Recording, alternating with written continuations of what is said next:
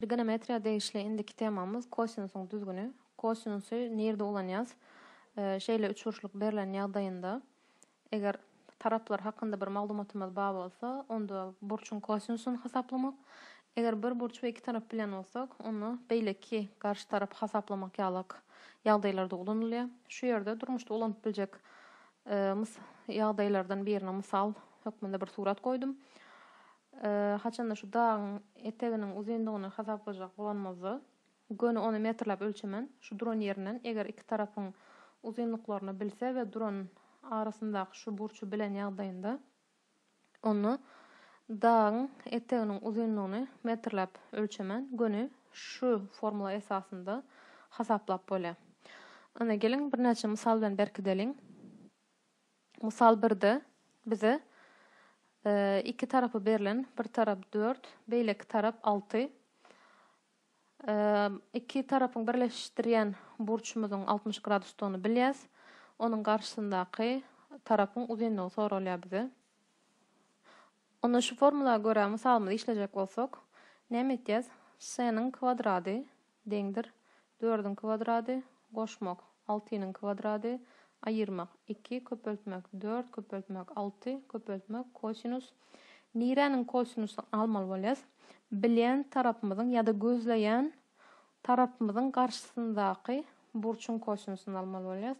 Onu kosinus 60 deňdir. Ine şunu hasaplajak bolsak, s-nin kvadrady deňdir 16 goşmak 36 ayırmak 2 4'ün 8 6 8'in 48 köpeltmek kosinus 60'myz nämedi? Kosinusun goňşusy 1'di. Hipotenuzamyzam 2'di.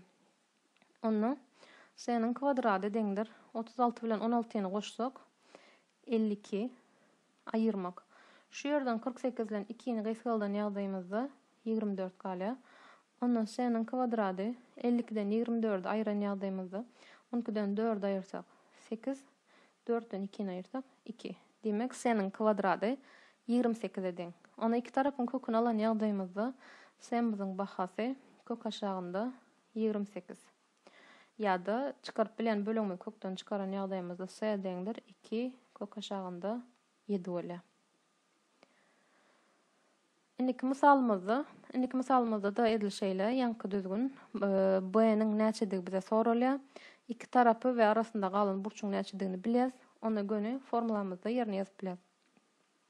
B-niň kvadrady deňdir 2'nin kvadrady goşmak kök 3'ün kvadrady ayırmak 2 köpeltmek 2 köpeltmek kök 3 köpeltmegim kosinus 150. Ine şular hasaplan ýagdaýymyzda b kvadrat deňdir 4 goşmak kök 3'ün kvadrady 3 ayırmak 2 king 4 4 kök 3 köpeltmek kosinus 150. Ine kosinus 150'nin nämedigini şu ýerden aýratyn ýazaly. Öňkü bilýän düzgünümi ulanyp men kosinus 150'nin näçedigini hasaplap bilýän. 180'i ýa-da 90 ulanyp ýazýardyk ýadyňyza düşen bolsa, onda men şu näme diýip ýazýan? Kosinus 180 ayırmak 30 diýen ýagdaýymda içiniň bahasy 150 bolýan üçin işler ütgemeýär. Ona haçanda men 180 ulanamda kosinuslugyna galýady. Ýöne 150 şeýle tegelek koordinatamyzy çyzan ýagdaýymyzda 150 gradusum şu ýerde bir ýerde bolýar. Bu tarapda da kosinusynyň bahasy otrisatel. Onda men şunu göni kosinus 30 diýip ýazyp bilýän. We kosinus 30'yň näçedigini men bilýän. Kosinusyň goňşusy kök 3'tü. Hipotenuzamyzam 2'di. Minus onda kök 3 gatnaşan 2. Enne bahalary ýerine goýsam b kvadrat deňdir 3 bilen 4 goşsak 7 ayırmak 4 kök 3 köpeltmek minus kök 3 gatnaşan 2. B kvadratymyz deňdir 7 ayırmak kök 3 bilen kök 3 köpelden ýagdaýymyzda 3 bolýar minus plus bolýar 4 bilen 2'ni gysgaldan ýagdaýymyzda 2 galýar 2 köpeltmek 3. Onu b kvadrat deňdir 7 goşmak 6'dan b'miz şunu deňdir 13 diýip ýazan ýagdaýymyzda iki tarapyň kvadradyny alsak kök aşagynda 13 bolýar. Indiki misalda hemme taraplar berilen ýöne A burçunu soraýarlar bize. Onu edil hemişe ketişindäl formulada yerine goýsak, A burçumuz şu ýeri, onu şunun garşysyndaky tarapy ýeke goýup başlamaly bolýar. 2-nin kvadrady deňdir 5-in kvadrady, goşmak 4-ün kvadrady, aýyrmak 2 köpeltmek 5 köpeltmek 4 köpeltmek kosinus A. Indi hasaplan ýagdaýymyzda şu bölegimiz 2 5'in 10, 10 köpeltmek 4, 40 bolýar. 40 kosinus A-ny men deňdiriň bir tarapyna atmakçy. 40 kosinus A deňdir. Berde näme galdy? 25 goşmak 16. Berdeki 2'nin kvadradyna bu tarapy aýyrmak edip geçiren ýagdaýymyzda aýyrmak 4. Diýmek 40 kosinus A deňdir. 16'dan 4 aýyrsak 12, 12 bilen 25'i goşsak 25 goşmak 12 deňdir 37. Diýmek kosinus A'myz 37 gatnaşan 40 bolan eken. Indi A diýen zadymy tapasym gelýän bolsa, men ters funksiýan ulanmaly bolýan. Ýagny A deňdir arc kosinus 37 gatnaşan 40 diýip ýazmaly bolýan. Indiki temamyz sinus düzgünü. Haçanda üç burçluğun daşını tegelek çyzylan ýagdaýynda şu tegeleň radiusynyň 2 hissesi başgaça aýdymly diametri ana şu içindäki üç burçluğun bir tarapynyň garşysyndaky burçun sinusuna bolan gatnaşygyna deň. Ina şu ýerde formulalar berilen. Onu şu formulalar esasında şu ýerdäki misaly seredeli. Suratda berilenler esasında tegeleň meýdan hasaplan diye. Radiusumuz bilemzok. Onda radiusumuz hasaplajak bolsak formula göre ýazsak 2r deňdir. Tarapy bilýän 8. Gatnaşan sinus 30 bolmaly. Täze garşysyndaky burç 30. Sinus 30 deňdir. 8 gatnaşan sinus 30'un näçedigini bilen 30'un garşysy 1'di. Liptonuzam 2'di. Diýmek 2r-myzyň bahasy 16. Eger 2r diýenimiz 16'a deň boljak bolsa, onda r-myzyň bahasy 8 diýmek. Indi tegeleň meýdanyň formulasy nämedi? Meýdan deňdir pi r kvadratdy. Onu meýdan deňdir pi köpeltmek r-myzyň bahasy 8, 8'in kvadrady. Diýmek, şu ýerdäki meýdanymız 64 pi santimetr bolsa santimetr kvadrat, metr bolsa metr kvadrat.